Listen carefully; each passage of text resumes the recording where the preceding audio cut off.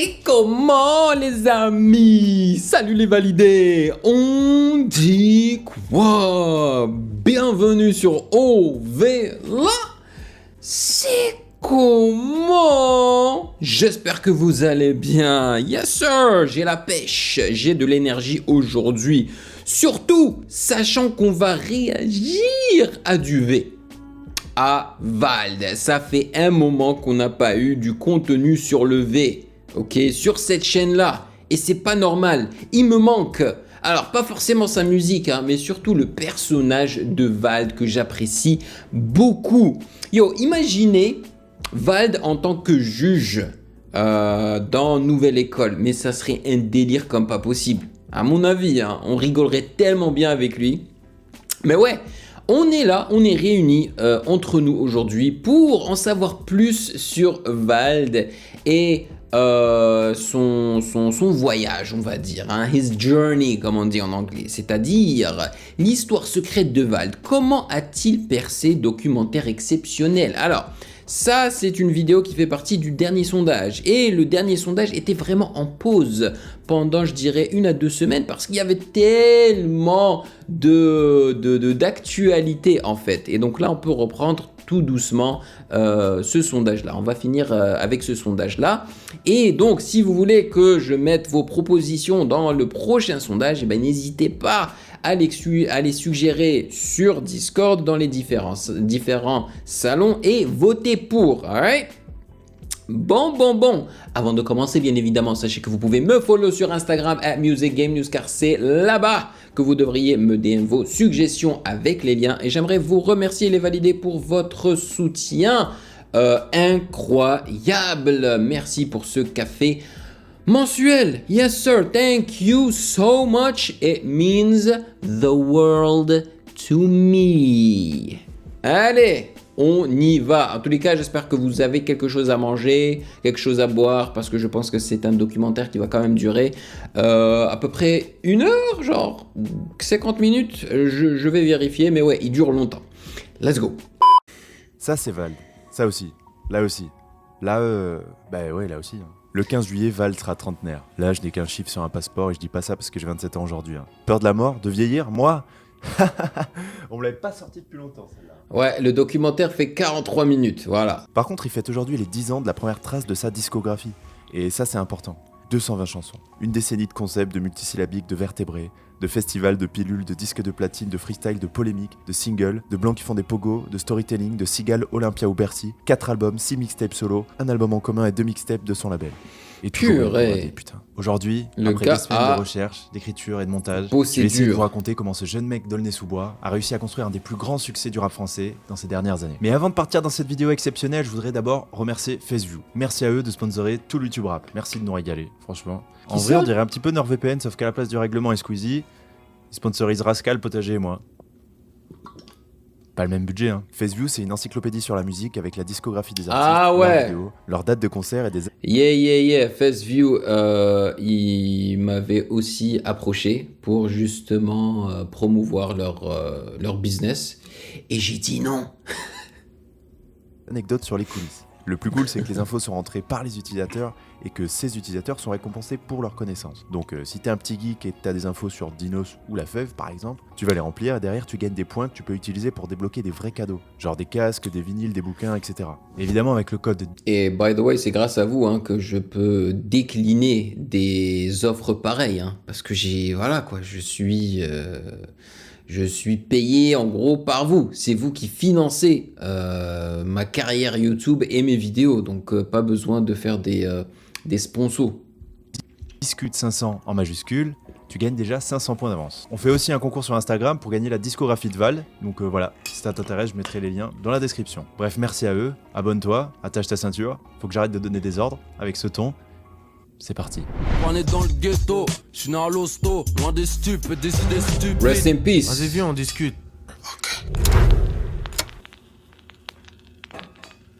Avant le rap, Valentin aime la comédie. La musique, il s'en fout un peu.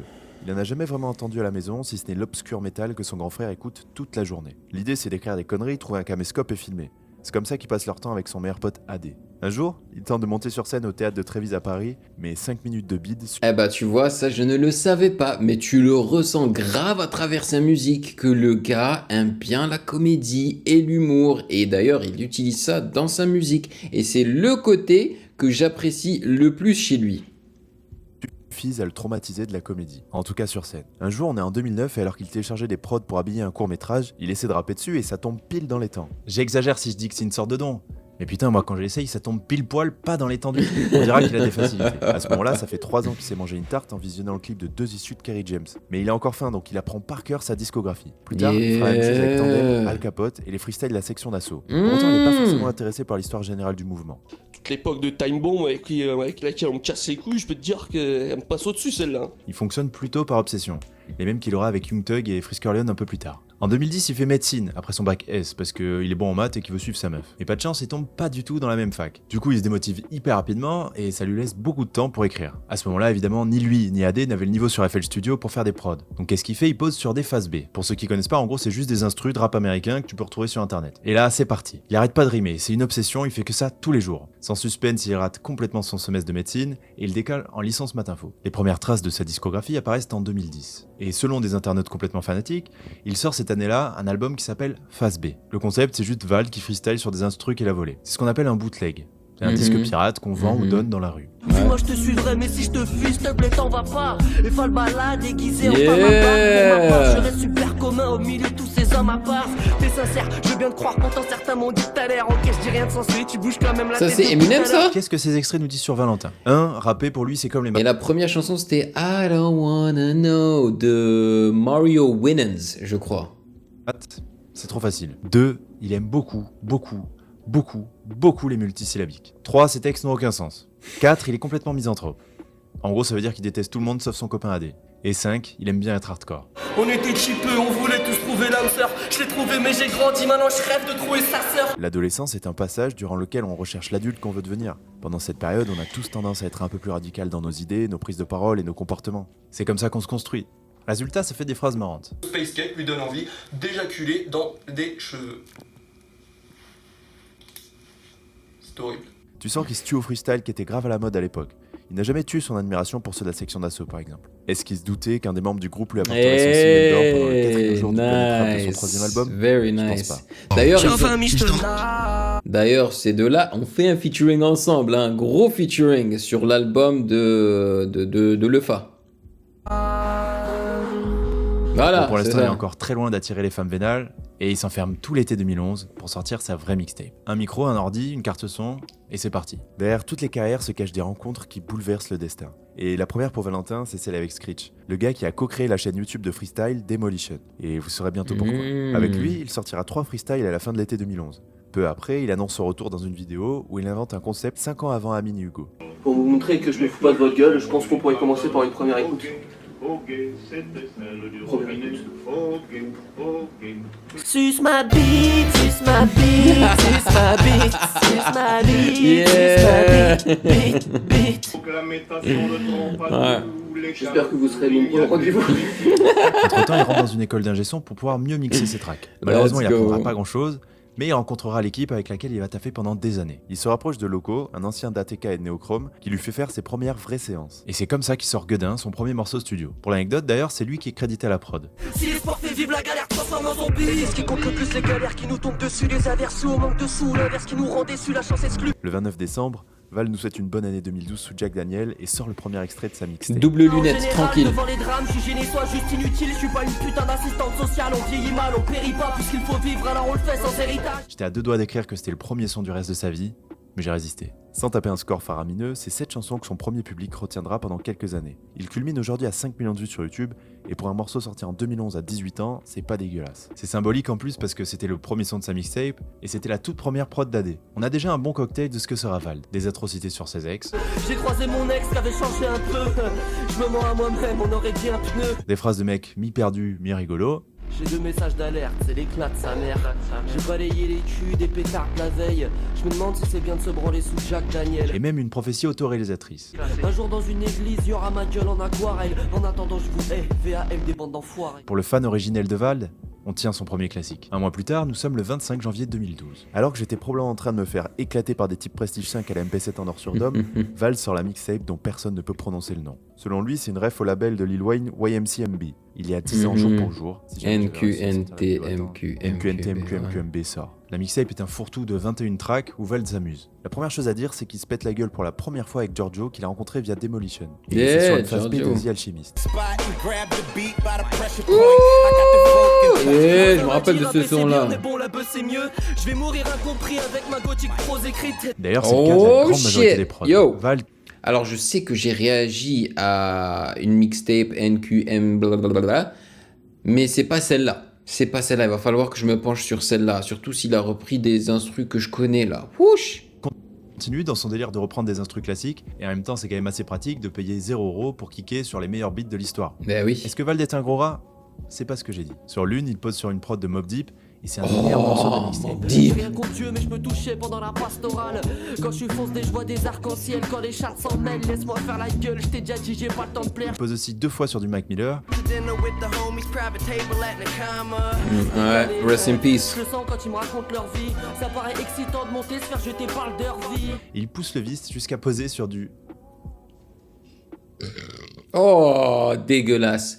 Maintenant que j'y pense, Mac Miller et le V Vald, ils ont un timbre de voix assez qui se rapproche, hein, vous trouvez pas?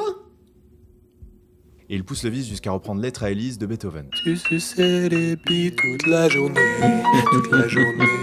Quant à lui, AD fait ses premiers pas dans la production. Il pose également sur 2 sons à la fin, mais on dirait qu'il assume pas encore vraiment de rapper. J'ai une dégaine de plouc et quand je respire je sens bien que j'ai une haleine de plouc. La mixtape est mal produite, elle part dans tous les sens comme son nom l'indiquait. Waouh, Inception. Ouais, et bien voilà, je suis en train de faire montage et je viens de capter que j'avais complètement oublié de vous dire que NQNT, MQMB ça veut dire ni queue ni tête, mais qui met quand même bien. Voilà, je pense que je suis hyper con, voilà. Du coup je me rattrape. Sinon peut-être pour ajouter 2-3 vues, je vais faire une expérience. Oh, sur le chat? Il s'en bat le coup. Mais ceux qui l'écoutent, ils dénichent une sorte de singularité amusante. On peut ne pas aimer, on peut clairement détester, mais c'est dur de nier qu'il a un truc. T'auras le swag de Saruman, tu t'en voudras, des têtes explosent le crâne à chaque occasion. Ouais, c'est marrant, je dis ça, mon poteau roule avec un ticket d'autofoot sur une aire d'autoroute. Il y a très peu de MC qui chantent qu'ils enculent des vampires à la gousse d'ail, par exemple. Je suis gêné de penser ce que je pense, mes parents m'ont pas éduqué comme ça, mais je fais des rêves où je prends des vampires que j'encule à la gousse d'ail. Et moi, On a des morceaux, des blagues et des interludes. C'est 17 morceaux plus 5 interludes, et c'est ça qui est génial, tu vois. C'est Ça là où fait on très les baisse tous, Eminem. tu vois. C'est qu'en plus on fait des sons, et en plus on fait des interludes qui déchirent, quoi, tu vois ce que je veux dire. J'ai réagi à ça, non? et l'on t'habite. Ah va de waouh.